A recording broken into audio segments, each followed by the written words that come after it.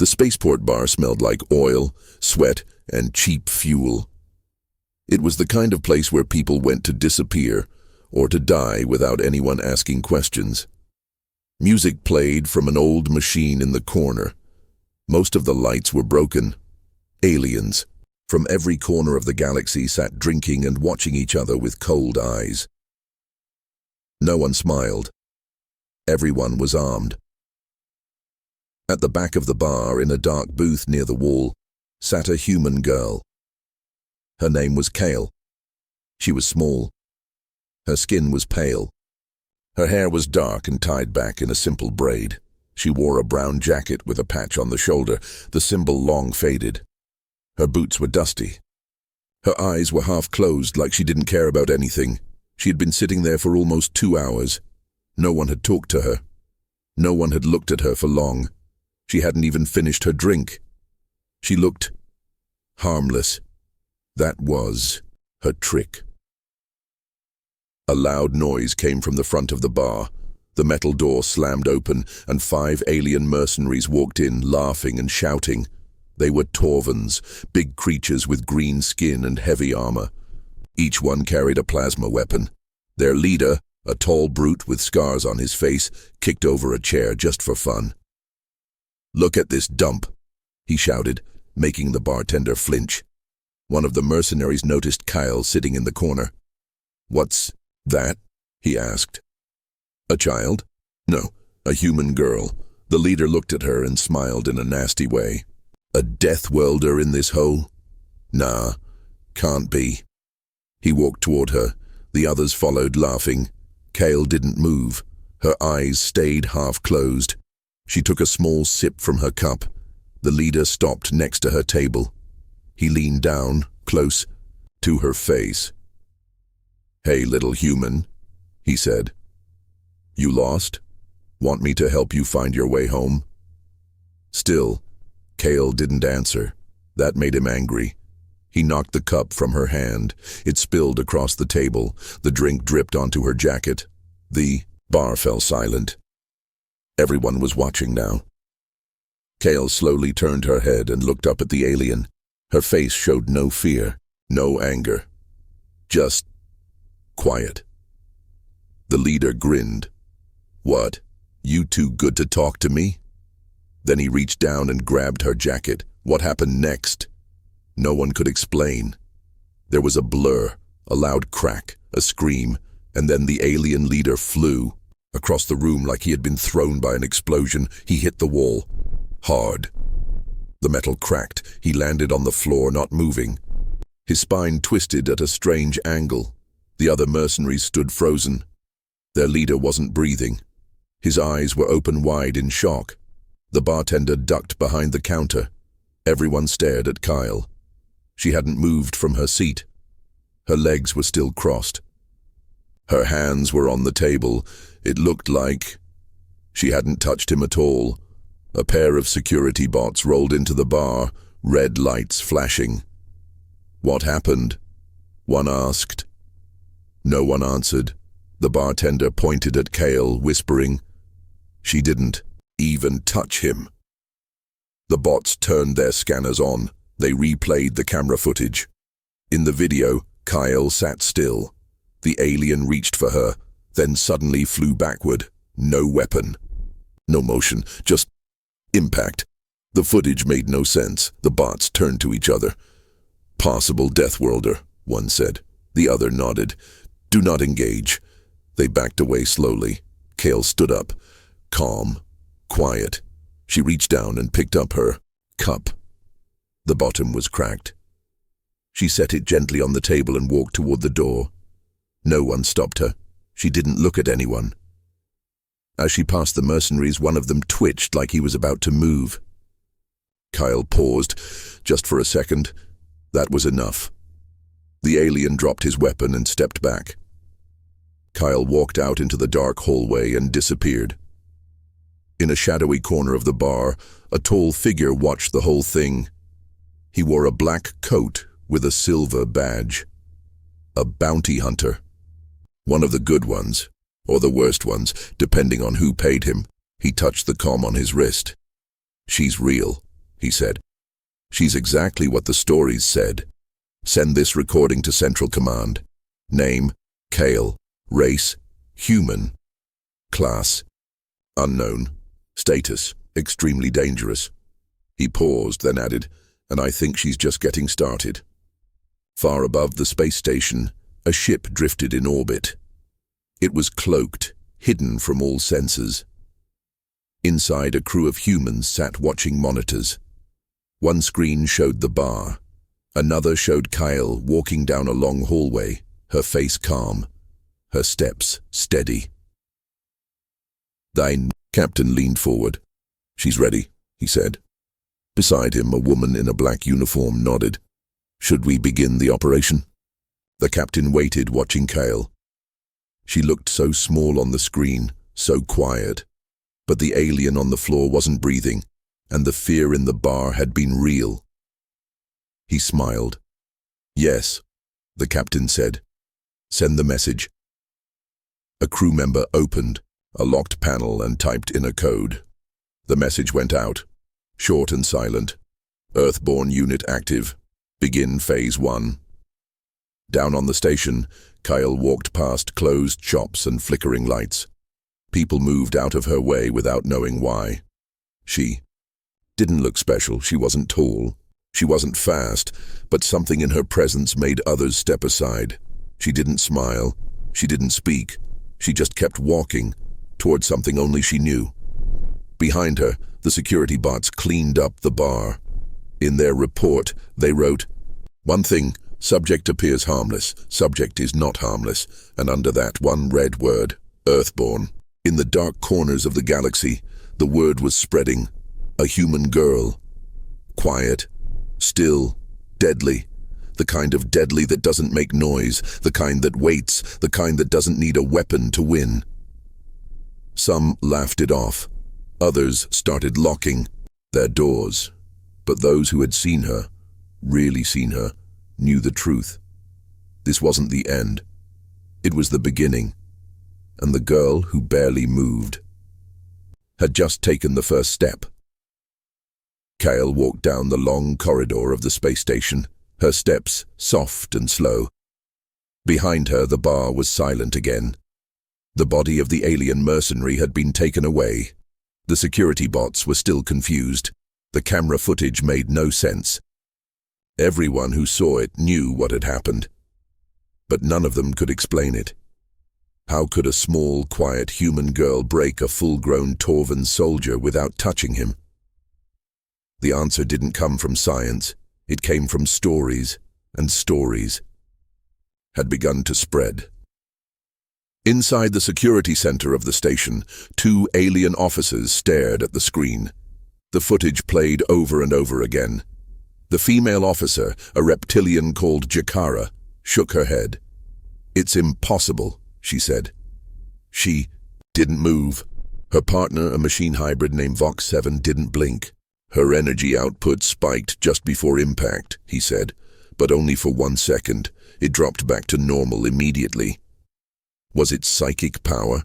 No trace of psionics. Then how? Vox 7 leaned closer to the monitor. "She's human," he said. Jakara snorted. "So? Humans are weak, slow. They come from a dying planet." "Not this one," Vox 7 said. "She's not regular. She's Earthborne." The word made the room go quiet. In the dark parts of the galaxy, humans were known, but not feared. They were seen as clever, emotional, and too soft for true war. Their homeworld, Earth, was ignored by most major empires. Too dangerous to live on, too poor to conquer. A dead world, wrapped in poison, storms, and endless survival. But in secret, whispers said Earth created monsters, not by force, not by training, by evolution. They called them Deathworlders, humans so adapted to pain, pressure, and chaos that they became living weapons.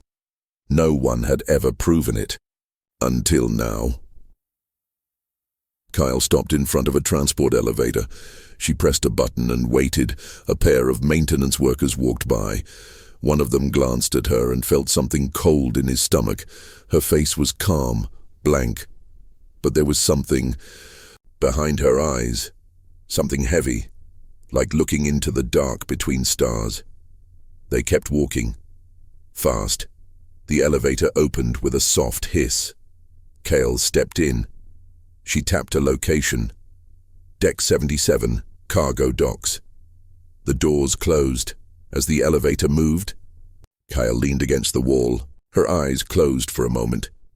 She remembered the feel of the alien's breath on her skin, the moment before his hand touched her jacket. She didn't like being touched. Somewhere far above the station, in a hidden war room on an alien flagship, a red light blinked on a screen. A tall alien commander stared at it. Subject Kyle. Confirmed. Location, Sector 7A. Status, threat level unknown. He turned to his officers. I want everything we have on this girl. Within seconds, files appeared on the wall screen. Name, Kale Veris origin. Earth medical data. Restricted combat history. Non-official record. Missing. Deleted. Classified. The commander narrowed his eyes. Classified by who? No one answered. He pointed to the screen. This is not just some human. She's trained. She's protected. Someone wants her to stay invisible. A younger officer asked, Should we send a team?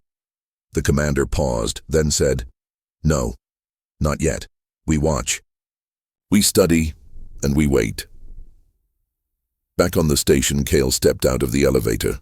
The cargo dock was quiet. Big crates stacked high. Forklifts parked. Metal floors with oil stains. A few workers were unloading boxes. No one noticed her at first, but someone was waiting. A group of bounty hunters stood near the dock exit, pretending to smoke and joke around. But they were watching Kyle. There were 3 of them. 2 aliens, 1 human, all armed. Their leader, a gray-skinned alien with a robotic jaw, spoke quietly into his comm. She's here, he said. We'll make it clean. They walked toward her. Kyle kept moving. The human stepped in front of her. Hey, he said, smiling. You're a little lost, aren't you? Kyle looked up. No fear, no emotion. The smile faded. The human pulled a scanner from his belt. We're going to need to scan you, he said. Just a routine check. She didn't stop walking. The second alien stepped in fast, reaching to grab her arm. Big mistake. In 1 second, the calm was gone. Kale twisted sideways. Her elbow hit the alien's neck. He choked and fell. The second bounty hunter drew a shock blade. Kale stepped behind him so fast the eye couldn't follow. Her hand gripped his wrist. Snapped. The blade dropped. She kicked his leg from under him and drove her knee into his back. He screamed. The human bounty hunter froze. She looked at him. Run, she said. He ran. 10 seconds. That's all it took. She didn't kill them. She didn't need to. They would remember her for the rest of their lives. Every broken bone, every second of helplessness. Kyle walked toward the exit. A station worker stood nearby, shaking. He had seen everything. He opened the door for her without a word. Above the station, the cloaked human ship watched everything. Inside, the captain smiled. She's efficient, he said. Still holding back, though. His second-in-command nodded. She hasn't used the core yet. She won't. Not unless she has to. Another officer spoke. Alien Command has flagged her. I hope they do more than flag, the captain said. I hope they chase her. He leaned forward. Because that's when the real show begins. Meanwhile, back in the alien war room, the commander watched the bounty hunter footage. She took out 2 trained agents in 10 seconds, he said. And she's still walking like nothing happened. A new report came in. Alien scientists had analyzed the broken bones. Damage suggests pressure from something stronger than Torvan muscle, they said. Yet she has no enhanced limbs. The commander stared at her photo on the screen. I want her taken alive, he said. but do not engage directly. Kale left the docks and moved through the lower decks. Lights flickered. Pipes hissed. No, one followed her now. She opened a maintenance panel and slipped inside, vanishing into the station's spine, the forgotten tunnels where only rats and ghosts went. She kept walking. Quiet. Focused. She had a target. In her mind, a voice spoke. Softly. Not real, but not imagined either. A voice from training, from Earth. Remain calm. Do not provoke. Do not reveal. But if you are touched, you have permission to break. Kyle breathed slowly. Her heartbeat stayed steady. She had done what she needed to do, and now she had something much more dangerous ahead. She wasn't running. She was hunting. Deep in the underbelly of the station, Kale moved through narrow tunnels. No lights, no sound, just metal walls and old cables. Her boots made no noise. She didn't hurry. She never did. Above her, in the main sectors, people were already talking. The rumors had begun. In a backroom cantina on level 12, two smugglers whispered over their drinks. "Did you hear what she did?" one asked. "Threw at Torvin like he weighed nothing." The other laughed. "Please, a little girl. No way." "She didn't even touch him." "Then how?" "She's Earthborn," the first one said, lowering his voice. "You know what that means?" The second smuggler looked nervous. "Death Worlder?" "Yeah, one of the real ones." They both went quiet. In a data hub on the commercial deck, a Grelk hacker sat at his console, digging through station security files. He found the video footage of the bar incident. He watched it, rewound it, watched again. Kale didn't move, not even an inch. And still, the alien flew. The Grelk's hands trembled. He leaned closer. Then suddenly his screen went black. A warning flashed. Unauthorized access. File erased. He swallowed hard. Someone's covering her tracks. In a dark meeting room aboard a traveling warship, a group of alien bounty hunters gathered. They had watched the reports too. "We don't take Earthborn jobs," one said. "Too dangerous." "But the price is triple," another replied. "And she's alone." "Doesn't matter," said the oldest in the group. "You don't understand what Death Worlders are. You don't fight them. You survive them, if you're lucky." "What's so special about Earth?" The old hunter leaned forward. "You ever seen a planet where the weather can kill you every day? Where the air changes, the ground shakes, and animals hunt humans for sport?" He looked around the room. "Now imagine the people who survived that, for thousands of years." In the secret human ship above the station, the captain watched news of the growing panic. His crew reported the rumors spreading across different channels. "Civilian, military, pirate. Everyone's watching her now," said the comm officer.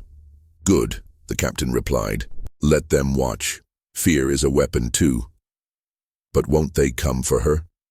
"They'll try," the captain said, "and they'll fail." Kale reached a hatch at the end of a long tunnel. She opened it and stepped into an old tech maintenance room. Dust floated in the air. Dead screens lined the walls. This place hadn't been used in years. She walked to the back and touched a hidden switch under the floor panel. A light blinked. A screen turned on. "Welcome, Operative Kale," a calm AI voice said. She sat down and typed a short report. "Target confirmed. Shadow operatives present. Defense activated. Operation progressing." She paused, then added, "Status stable. Compromise low. Emotion controlled." She pressed send, then leaned back and closed her eyes. For a moment she allowed herself to breathe. At the same time, the alien commander, the one watching her from orbit, was getting angrier. "She's too controlled," he said. "She's not afraid. She's not reacting. Why?" "Maybe it's training," said one of his officers. "Maybe it's something worse," the commander replied. A new file arrived from a hidden source.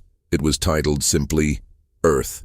He opened it. Storms, floods, fires, animal attacks, ice, poison, air, disease. Earth wasn't a planet, it was a war zone, a natural death trap where only the strongest survived. The commander stared at the images. Is this real? Yes, sir, that's their home. He shook his head slowly. No wonder they walk like nothing scares them. Everything that could kill them, already tried. Back on the station, a small alien child was crying in a side hallway. Kyle passed by and stopped. The child looked up, scared. She crouched down slowly. Are you lost? She asked. The child nodded. Kyle pointed to the hallway behind her. Your family's that way, 3 doors down. The child blinked, surprised. You're not scary, she said. Kyle gave her a tiny smile. The first in days. Good. The child ran off. Kyle stood up. She wasn't here to be a monster. She was here to stop them. But someone else was watching, from the shadows above the hall. A tall figure, dressed in red armor, followed Kyle silently. He didn't work for any government. He worked for something older, something darker. He touched his earpiece. She's still on the move. He whispered. You were right. She doesn't act like a soldier. She acts like a machine that learned to feel. A voice answered. Then push her. See how much she can take. Later, Kale entered a side station shop to buy water and food. The clerk was shaking. He recognized her. You're the one, he whispered. The girl from the bar. Kale didn't reply. He handed her the items. You don't have to pay, he said quickly. Kale placed credits on the counter anyway and walked out. Behind her, the clerk locked the door and turned off the lights. In a mercenary bar near Dock 5, an alien told the tale. They say she broke his spine without touching him. Liar. Swear it on my soul. Maybe it was a trick. No, it was real. My cousin was there. He saw it. More aliens joined the table. Some laughed. Some listened. One said, maybe she's just one. One mistake. Another whispered, or maybe she's the first. The commander's warship now had her picture on every screen. His scientists had failed to identify any weaknesses. She bleeds, one officer said. Everything bleeds, the commander replied, but not everything lives through fire. He leaned forward. Let's test her, he said. Send a message to our inside agents. Let's see how deep her strength really goes. Kyle, now in a quieter section of the station, found a safe room hidden inside a wall panel. She sat in the corner, closed her eyes. She didn't sleep, not really. She rested her mind. Slowed her thoughts, measured her heartbeat. She remembered her training back on Earth. The drills, the pain, the silence, the words spoken to her as a child. You are not built to fight like them.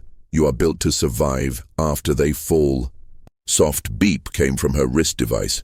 She tapped it. A hidden message lit up. Be ready. The hunt begins soon. Kyle nodded once, then turned off the light and waited in the dark. The galaxy was still laughing, still guessing, still spreading rumors. But those who understood were already afraid. Because a Death Worlder doesn't need an army. A Death Worlder just needs time. The station lights dimmed, not all at once. Just a flicker here and there, like something breathing behind the walls. Most people didn't notice. They kept walking, eating, talking. But Kyle noticed. She sat on the floor in her hidden room, eyes open, quiet, still. Then she stood. She didn't run. She didn't panic. She just knew. It was time. Elsewhere on the station, a group of agents moved through the halls. They didn't wear uniforms. They didn't carry loud weapons. They looked like workers, engineers, cleaners, but their eyes were sharp. Their voices were silent. They were not here to question. They were here to take her. Target moving through Deck 42, one whispered into his comm. We'll intercept near the lower market entrance. Another nodded. Non-lethal strike. Fast, in and out. They didn't know who she was. They just knew the price on her head. Kyle walked calmly through the crowd on deck 42. Her jacket was different now, darker, with a hood. She didn't want attention, but attention always found her. A vendor smiled at her, a child waved. She ignored them both. Her eyes were watching reflections, her ears listened for footsteps that didn't match the crowd. She felt it. The rhythm was wrong. 4 shadows behind her, too quiet, too smooth. She turned a corner into an empty side hall, waited. The first attacker stepped into the hallway behind her. He raised a stun device. She turned slowly. He smiled. Kyle Varys. "We don't want to hurt you." She looked at his weapon, then at his face. "You're lying," she said, and then she moved. The hallway lights shattered. Her foot struck his wrist before he could fire. The stun stick hit the wall and sparked. Kyle grabbed his arm, twisted, and threw him. Hard. He slammed into the wall and slid down, groaning. The second agent came in fast, taller, stronger. He expected a fight, but not the speed. Kyle ducked under. His swing and swept his legs out from under him. He crashed to the floor, didn't get up. The third and fourth agents hesitated. Kyle walked toward them. Not fast, not slow, like gravity pulling forward. One of them dropped his weapon. "She's not normal," he shouted and turned to run. The fourth stayed. He raised a plasma cutter, a deadly tool, now turned into a weapon. He lunged. Kyle didn't move, not until the very last second. Then, she stepped to the side and caught his wrist mid-swing. With a soft crack, the bone gave way. He screamed. She let him fall. Up above in the observation level, a cloaked figure watched through a camera drone. The red-armored agent from before. "She's adapting," he said into his comm. "Faster. Smarter." A voice answered. "Good. Keep the pressure. She needs to unlock the next layer." "What if she kills someone? Let her." Kyle crouched by one of the downed agents, searched his jacket. She found what she expected. A communicator. Not civilian. Military grade. She tapped into the last message sent. A voice spoke. "Confirm when target is secured. Use force if needed. Earthborne extraction priority." She crushed the device in her hand. So, this wasn't random. Someone knew who she was, and they weren't trying to talk. They were trying to contain. In the upper command levels of the Alien Station Authority, panic was spreading. Multiple security teams had gone silent. One camera caught brief footage, just enough to see Kyle moving like a shadow through attackers. "Is she enhanced?" an officer asked. "No signs of implants, no cybernetics." "Then how is she doing this?" "Unknown." An older officer stepped forward. "I've seen this before," he said. "During the border skirmishes, one human held off a full platoon of us for 20 minutes, alone." "And what happened to him?" The officer's eyes went dark. "We burned the forest down to kill him." In a dark warship far above, the alien commander listened to the reports. "All this," he said slowly, "from one human girl." He turned to his strategist. "What would happen if there were 100 like her?" The strategist didn't answer. He didn't need to. Kyle entered a service tunnel deeper than before. She knew she had to disappear again. She opened a metal grate and dropped into a lower level, one not on the station maps. Only engineers and rats came down here. She moved with confidence because she had trained for this. Flashback, years ago. Rain fell hard on Earth's broken soil. Kyle, younger, covered in mud, breathing heavy. Her instructor stood over her. "Pain is data," he said. "Use it." She got up, bleeding, shaking, but her eyes were steady. She didn't cry. Now in the dark, Kale smiled just a little. That voice still guided her, even now, even here. She reached an old human supply locker hidden under the floor. Inside, she pulled out something wrapped in black cloth. A small device. Old, faintly glowing. She pressed a button. A low hum filled the air. A map appeared, a 3D projection of the station. It showed movement, dozens of dots, some near her, most circling above. "Still tracking me," she whispered. But then she noticed something else. A red dot, pulsing, far below the station's lower core. Hidden, not moving. Marked, unregistered signal, Earth origin. She frowned. Was she not the only one here? Above, in the human stealth ship, the captain got the same ping. She found the signal, the comm officer said. "About time," the captain replied. "Do we warn her?" "No. If she's ready, she'll follow it." Back in the alien war room, a message came in. "Second team, defeated. No survivors." The commander stared at the screen. "Send in the third," he said. "Sir, are you sure? This time, use trained killers." He paused and warned them. "She's not to be touched. Shoot from range, don't let her close."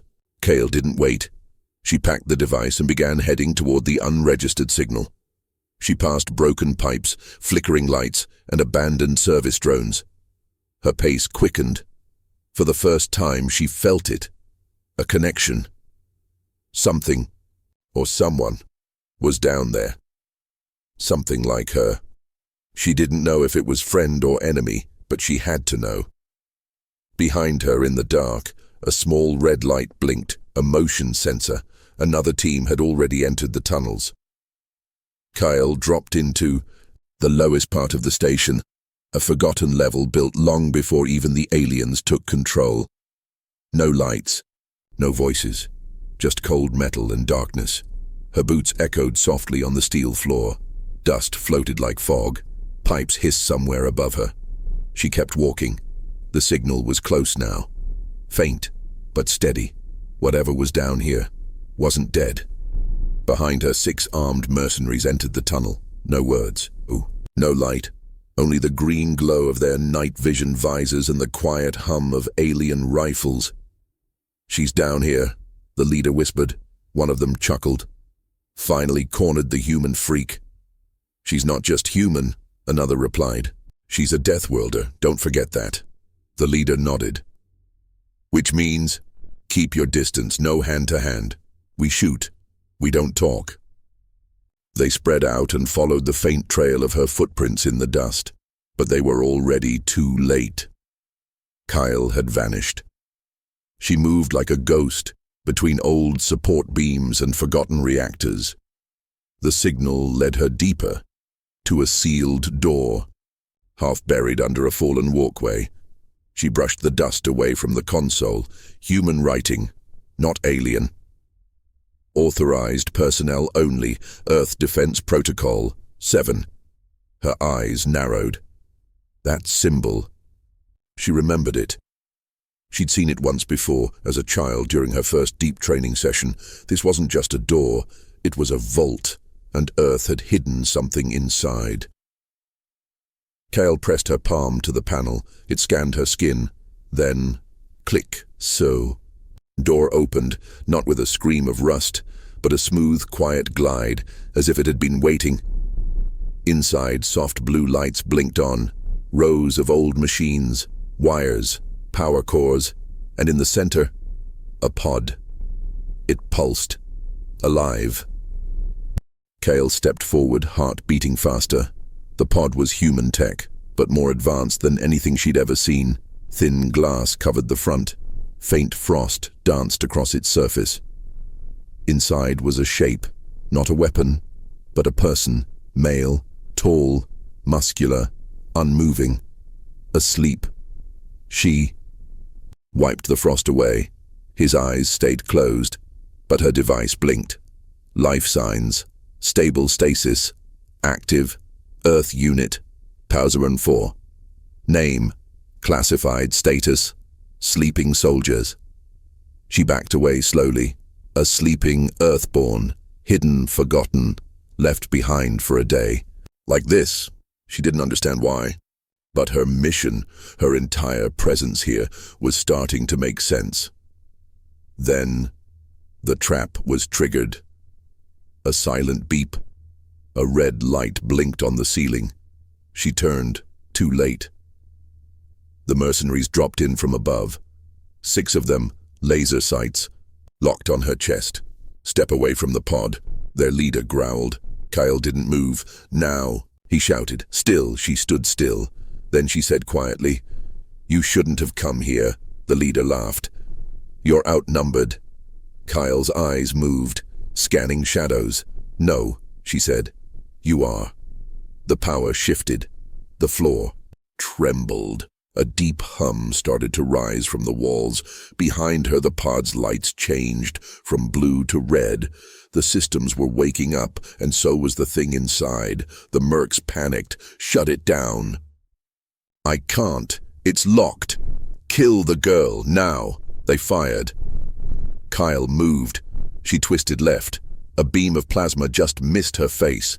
She rolled forward, grabbed one attacker by the wrist and spun him into the wall. Another fired. She used his teammate as cover. Screams echoed. One fell, then 2. The leader stepped back. "This is insane," he shouted. "Who are you?" Kale didn't answer, but behind her, the pod hissed open. Steam poured out. A boot stepped onto the floor. The man who emerged wasn't just human. He was designed. Taller than Kale. Stronger, built like a war machine. His eyes glowed faint blue, not cybernetic but enhanced. He looked at her. No words, just a nod. He turned to the last attackers and charged. The merc leader opened fire. Full burst, the bullets hit, but the Earthborn didn't stop. He smashed into the alien like a tank. One punch. Skull crushed, the last merc ran. But Kyle was faster. She caught him at the exit and knocked him out cold. Silence. The only sound now was the low hum of the pod's systems returning to sleep mode. Kyle stood across from the man. "You're awake," she said. He nodded again. "Mission parameters?" "I don't know," she admitted. "I wasn't told about you." He looked around, then pointed up. "Trouble's coming." "How do you know?" "I was trained to wake only when the world changed." Above them, alarms were beginning. Not just the station, but the entire sector. Ships were rerouting, broadcasts interrupted. The alien commander stared at a new report. Unknown power signature detected. Earth design. He slammed his fist on the console. "They found it." "Should we retreat?" his advisor asked. "No. We send everything. Now." Kyle and the Earthborn stepped out of the vault together. She glanced at him. "What's your name?" He hesitated, then said quietly, "Jaren." "Where were you made?" "Where the air burns and monsters live in trees." She smiled. "So, Earth." He looked at her. "You're like me." "Not exactly," Kyle replied. "You were built to fight." "And you?" "I was built to survive." Together, they vanished into the tunnels once more. But now the war had changed. She was no longer alone. Earth had awakened its ghost, and the galaxy wasn't ready. Far above the station, in the dark between stars, a ship drifted quietly, invisible to most sensors. Inside that ship, eyes were watching, not just cameras, human eyes, not Earth government, not military, something older, something buried. An old woman with a scar across her jaw stood at the window, arms behind her back. Her hair was silver, but her eyes burned sharp. She watched Kyle and Jaren on the screen. "She found him," the woman whispered. A younger man beside her looked nervous. "She wasn't supposed to," he said. The woman didn't answer at first. Then, "She moved ahead of schedule. That's good." "But what if she unlocks the second gate? She has to, or everything we buried here dies." Back on the station, Kale led Jaren through the maintenance tunnels. They didn't speak much. They didn't have to. Their steps were in sync. Their senses alert. Jaren was clearly built for war. Fast, strong, unshakable. But it was Kale who knew the maze. "This path leads to the station's old AI core," she said, pointing to a rusted ladder, still active, barely. But if we can reach it, maybe we'll understand why they're hunting us. Jaren nodded and started climbing, but as they moved, Kyle stopped suddenly. She turned her head, eyes narrowed. "What is it?" Jaren asked. "We're being watched." She wasn't wrong. On the other side of the station, deep within a hidden chamber, a pair of silver eyes blinked. Not human, not alien, something else. A child-sized figure crouched inside a spherical room filled with screens and cables. Its skin was pale, its bones sharp under the skin. It barely breathed, but it watched everything. Kyle, Jaren, the attacks. It smiled, slightly, then touched a screen. The lights in the tunnel ahead of Kyle went out. Jaren paused. "EMP?" Kyle shook her head. "No, something smarter." She drew a blade from her boot. Not a plasma knife, just steel, simple, human. Jaren raised his fists. They moved forward in silence. Deeper into the dark, a faint sound echoed ahead, scraping, clicking, not footsteps. Claws. Suddenly a blur moved across the tunnel. Kale grabbed Jaren and ducked. Something hit the wall behind them, fast and hard. A machine, but alive. Insect-like. Metal bones. Liquid eyes. Moving on 4 legs. It hissed, then attacked again. Jaren caught it mid-air, twisted, and slammed it to the ground. It didn't scream, just buzzed. Then another one came, and another. Kyle slashed one through the eye. Sparks flew. Jaren crushed another with his foot, but they kept coming.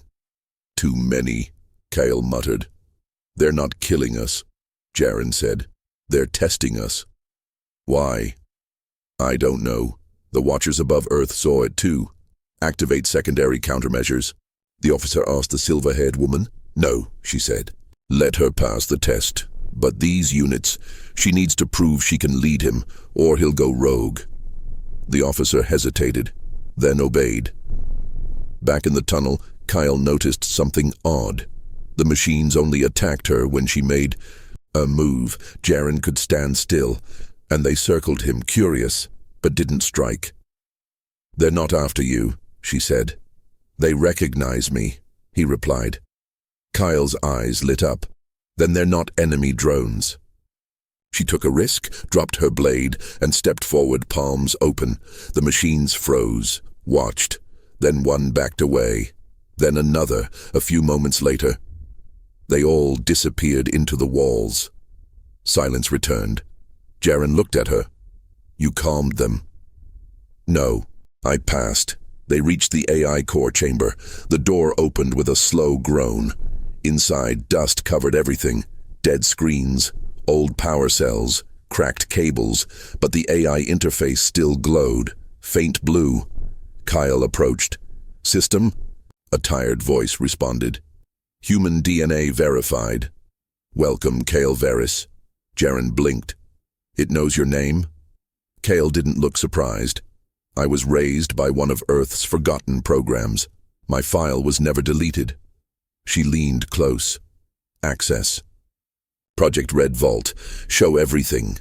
The screen flickered. Then it began. Images, video, maps, names, thousands of faces, all Earthborn, some still alive, most marked, missing, dead, unconfirmed. Kyle stared. "So many." Jaren touched the screen. "These are soldiers." "Not all," she said. "Some were scientists. Others, survivors. Some were like me, children of broken worlds." "Why hide them?" Jaren asked. Kyle answered, voice low. "Because if the galaxy knew what Earth really left behind, they'd try to erase it all." Suddenly the screen turned red. Alert. Proximity breach. 14 seconds. Kyle turned. Too late. The wall behind them exploded. Troops stormed in. Not mercs, alien soldiers. This time, real ones, elite, heavily armored, faster than the others. They didn't speak. They opened fire. Jaren shoved Kyle aside and took the first shots across his back. He didn't fall. He roared, grabbed the closest attacker, and ripped the rifle from its hands. Kel grabbed a loose cable, wrapped it around a soldier's neck, and pulled hard. Sparks flew, smoke filled the air, but they were surrounded. Jaren covered Kale with his body, shielding her from a blast. She coughed, blood in her mouth. "We have to get out," she said. "No way out," Jaren replied. Then a voice echoed in both their minds, not from a speaker, from the station itself. "I see now," it said. "You are not alone." Kale blinked. "Who said that?" Jaren stepped forward. The floor shook, the wall behind the AI core began to open, and behind it was a second pod, larger, darker. Inside was a non-human figure, but it was wearing Earth. Military armor. Kyle stepped closer. It opened its eyes. Black. Deep. "Finally," it said. "The first wave has arrived." The chamber was silent except for the soft hiss of the pod opening. Kyle took a slow step back. The figure inside was tall and muscular, but clearly not human. Its skin was dark and smooth, almost like stone. Its eyes glowed faint red, cold and empty. It wore Earth military armor, but something was wrong. It didn't move like a human. "Who are you?" Kale asked, voice steady but cautious. The figure's lips moved slowly. "I am called Cathal," it said in a voice that sounded like stone grinding. "I was left here." Jaren's fists clenched. "Left here? By whom?" Cathal's eyes narrowed. "By those who feared what I could become." Kale frowned. "Why?" The figure's voice grew colder. "Because I am the failure." Jaren stepped forward. "We don't believe in failure." Cathal's gaze shifted to him. "You are Earthborn." "Yes." "And you fight for survival, always. Then you understand what it means to be abandoned." Kale's mind raced. This being was not a weapon. It was a prisoner, a secret buried deep beneath the station, a secret that could change everything. She looked at Jaren. "We need to find out what Cathal knows." Jaren nodded, but neither trusted the other yet. Suddenly the station shook violently. Alarms blared everywhere. Kyle turned. "Another attack." "No," Jaren said grimly. "It's worse." Outside, the alien fleet had begun a full assault on the station. Ships fired plasma beams. Explosions rocked the hull. The station was dying. Inside the chamber, Cathal's eyes glowed brighter. "I will help you." Kyle stepped closer. "How?" "By opening the way." Jaren looked doubtful. "What way?" Cathal reached out. The walls shifted, revealing a hidden passage. Dark, deep, unknown. Kyle glanced at Jaren. "We don't have a choice." Together, the three began to move. Into the dark, into the unknown. The galaxy was watching. The fight was far from over. But Kyle, Jaren, and Cathal were ready for what came next. Kyle, Jaren, and Cathal moved quickly through the hidden passage. The station shook around them, fires burning, alarms screaming. Every step felt heavier, like the weight of the whole galaxy was on their shoulders. "We have to reach the control center," Kyle said. Jaren nodded. Cathal stayed silent, but his glowing eyes scanned every shadow. As they went deeper, Kyle thought about everything they had learned. Earth had hidden many secrets. Some were weapons, some were prisoners, some were failures, but all were part of a plan. A plan to protect humanity. Suddenly, the passage opened into a large room. Screens flickered with star maps and fleet positions. The alien attack was growing stronger. They had minutes before the station was destroyed. Kale moved to the main console. She saw an option: self-destruct. "Override. This station will blow in 5 minutes," she said. Jaren's eyes widened. "Can you stop it?" Kyle hesitated. "Yes, but it means risking everything." Cathal stepped forward. "There is another way." He pressed a series of buttons. The screens shifted. Earth's secret weapon. A giant ship appeared on the screen, hidden underground, built long ago, powered by unknown technology, a weapon designed to protect Earth from any threat. Kale looked at Jaren. At least we have a chance. Suddenly the doors slammed shut. A group of alien soldiers appeared. We will not let you leave, their commander said coldly. The battle began. Jaren fought fiercely. Kyle used her agility and quick thinking. Cathal's strength was unmatched. One by one, the aliens fell. With the last soldier down, Kyle returned to the console. She typed the override code. The countdown stopped. The station was safe, for now. But Kyle's heart weighed heavy. She looked at Cathal. You were called a failure. Cathal's eyes softened. I was left in the dark, but now I choose the light. Jaren smiled. Earth has many secrets, but together we are stronger. Kyle nodded. We survive. We fight. We protect. The galaxy had just met Earth's true warriors.